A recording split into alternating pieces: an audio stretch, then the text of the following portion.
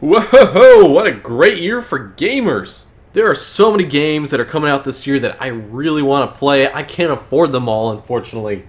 But man, I'm gonna get my hands on quite a few of them. Now, these are not in any particular order in terms of which one I anticipate the most. These are my top 7 most anticipated games of 2016. This is just an arbitrary top 7 most anticipated games of 2016. So number 1 is gonna be Uncharted 4, baby. If you're like me, you've been playing this series from the very beginning. I remember bringing the first Uncharted game home in 2007. I remember I just moved into my first apartment. I played that game all day and beat it that same day because it was just that fucking good. Of course, the second game is arguably the best one in the series so far. Unless you're like me, I actually prefer 3 to 2, but Uncharted is just one of the best series around right now. If you didn't play the collection on PS4 yet, go out and buy it. Go enjoy it. It is really awesome playing the game at 60 FPS, 1080p. And, I mean, even still to this day, all 3 of those games look absolutely gorgeous. They play well. They're a lot of fun. But best of all is the story and the characters. Joining Drake and his partner Sully, and of course, what began as just sort of a romance with Elena blossomed into a marriage and a separation. And it looks like Drake and Elena are back on the rocks. Or, well, at least they're together. But obviously Drake is getting involved with stuff that Elena doesn't want him to.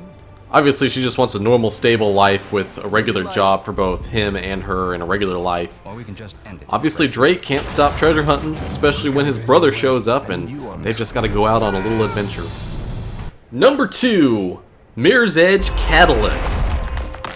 I still remember first playing Mirror's Edge back in, I think it was 2008. I barely played it because I knew the PC version was coming out, so I played it a little bit, if I remember right, on Xbox 360, and just kind of stopped there and waited for the PC release. And I remember getting on computer, and it was just so awesome with all the free running. And while the game was short and there really wasn't all that much to it except for just navigating the levels, defeating enemies, you know, even stealing their guns and shooting them, for the most part, it was a really well done game. It was so fresh and so new for a first-person game to really just focus on movement and hand-to-hand combat as opposed to gunplay.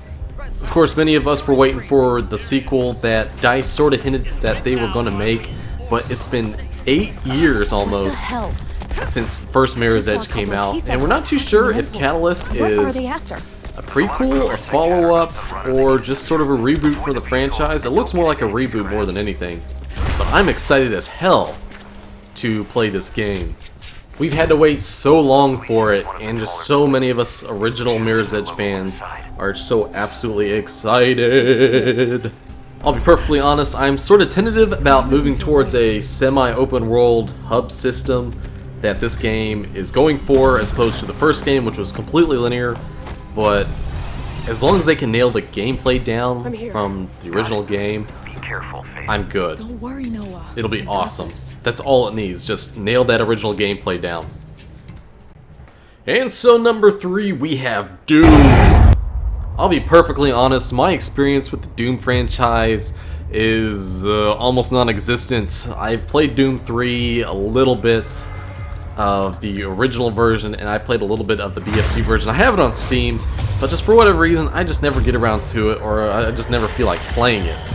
Now, of course, I remember back in the early 2000s with all the Doom 3 previews, Doom 3 was a big poster child for the advancements in graphics at the time, both on the PC and all the new techniques that were available to developers with the original Xbox.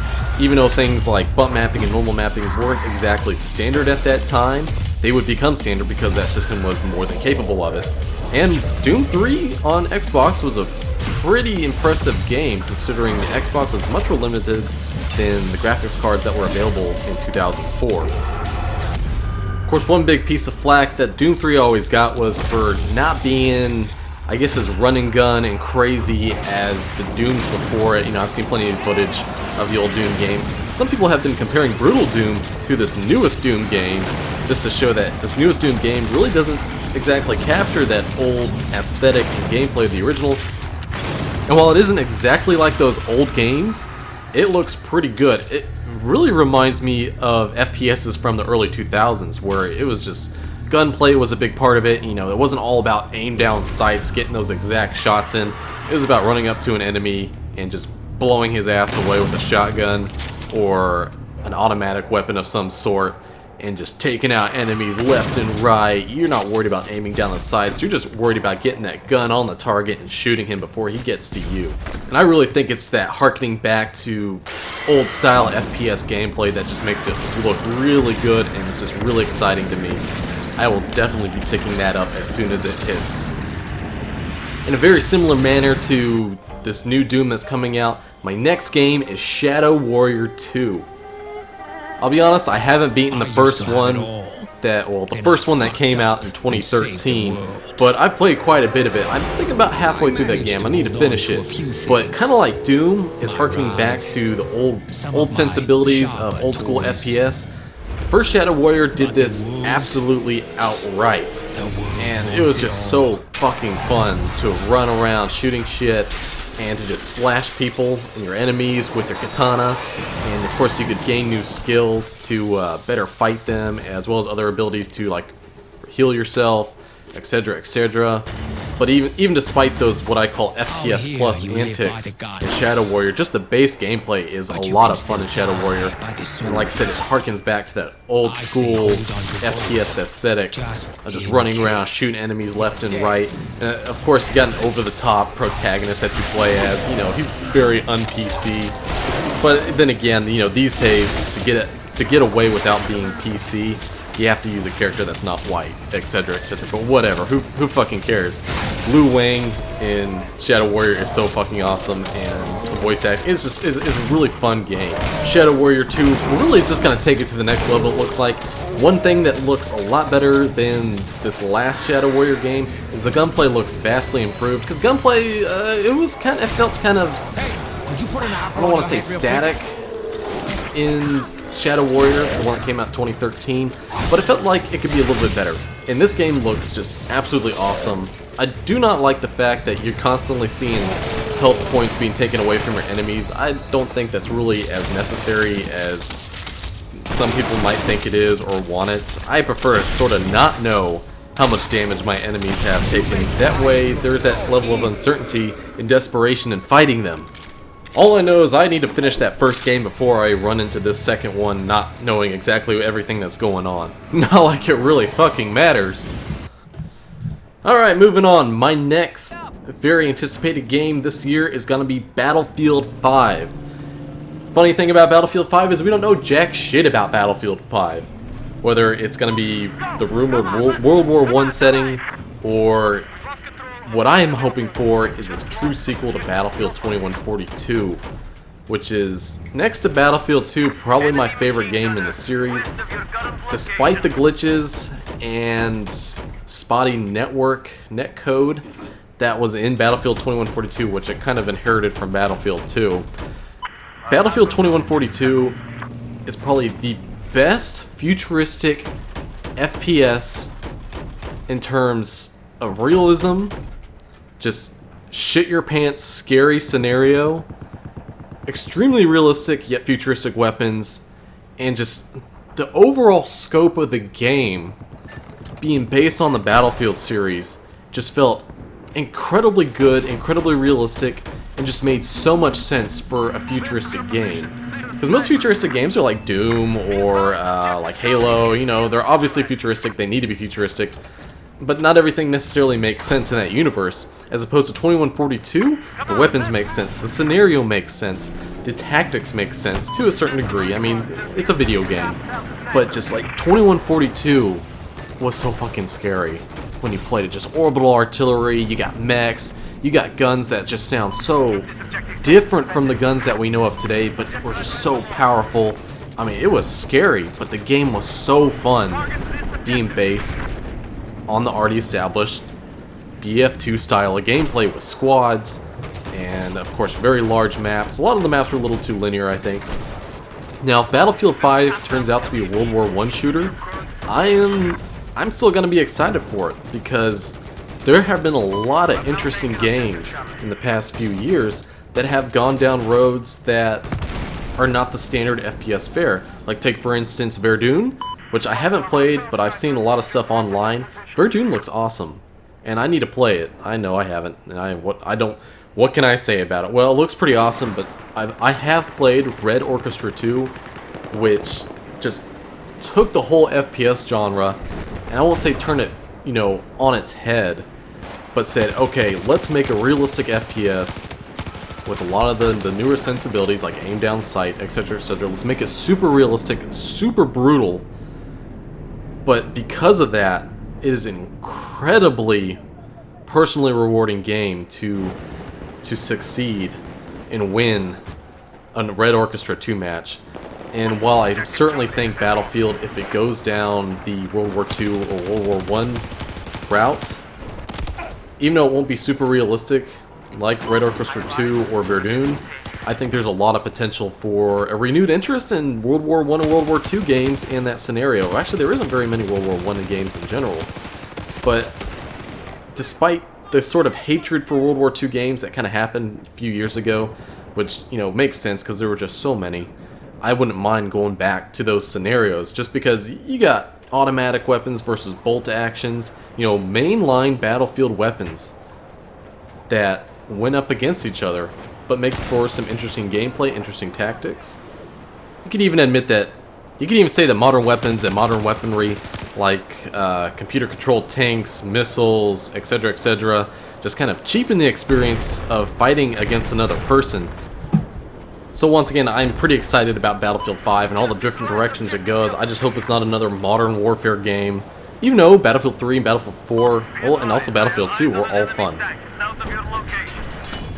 So my next highly anticipated game is a completely new franchise that's going to be exclusive to the PS4. It's made by the same guys who brought us all the Killzone games from the PS2 to PS3 and Shadowfall on the PS4. It is Horizon Zero Dawn.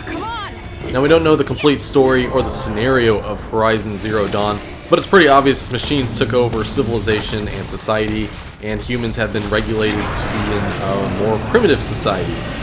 But not only does it look like an interesting scenario seeing such primitive humans versus crazy, big, powerful machines, the gameplay looks like a lot of fun, and the game looks absolutely gorgeous, which is not to be unexpected considering this is Guerrilla, who is known for being so technically proficient with every single piece of hardware that they've worked on. While most of the footage that we've seen so far has shown what I assume is our main character be fighting such a big, massive machine. Obviously, there's going to be smaller enemies as well, but I think those big machine battles are probably going to be the biggest draw. I almost want to hope it's going to be like Shadow of the Colossus, where you have lots of just large enemies that you're trying to defeat for whatever purpose. Obviously, there's going to be the small ones too, but the large battles look to be just a lot of fun and to be really interesting. I'm really excited to explore the world of Horizon Zero Dawn, and I'm really excited to see what this game has in store. And once again, we have another returning franchise in Titanfall 2. Now, so far we've only seen just a small snippet, a small little teaser trailer, but at E3 this year, I expect it to make a huge splash. Unfortunately for the first Titanfall game, it really wasn't as big as I bet EA and the guys at Respawn Entertainment were expecting it to be, especially when you consider that the Respawn guys are ex-Infinity Ward, aka Call of Duty guys. And the Call of Duty pedigree is pretty obvious when you play Titanfall, but of course the biggest change to the Call of Duty style of gameplay is the parkour and the mech combat. It's the parkour especially that you can tell made Activision take notice when they developed Black Ops 3 and Advanced Warfare, because those games, they have that same kind of sort of parkour in them, and you have the exosuits, to sort of allow players to do that same kind of stuff that you saw in Titanfall. Now, I'm totally expecting this second Titanfall game to have a single-player campaign, although it might still not have one just because that kind of gameplay is really kind of hard to contain players to a specific area without, you know, putting a lot of just limits on the player movement. But I guess I am sort of expecting a campaign this time around. But of course, the big draw is going to be multiplayer. The first Titanfall's multiplayer is freaking awesome. Just being able to, having the jump belt, being able to kind of sort of, I guess, double jump and all that parkour to get up to high places to battle not only other people and bots, but to battle other mechs, made for just a super fast, super exciting game that took that Call of Duty style gameplay just to a whole new level. The other big thing I'm hoping for Titanfall 2 is increased player counts for multiplayer, and even more so, I want more weapons. There just really weren't that many in the first Titanfall. So that's it. Those are my 7 most anticipated games for this year so far. Now with E3 coming up, I might have to rechange this list, or just add stuff to my highly anticipated game pool. But the reason I limited it to 7 is just because there's just so much stuff that it's just a little overwhelming. But these are like the 7 games that I for sure I will go out and buy when they come out. Now, of course, I know so many of you are excited for all these same exact. I know a lot of you are excited about these same exact games that I am excited for. But if there's something that you think I should add to my list, or it's just something that you're just so excited about, you just gotta tell everyone about it. Leave a comment down below. Make sure to like this video if you enjoyed it, and subscribe to my channel for more crap from yours truly. My name is Blitz. I'll see you next time. You take care.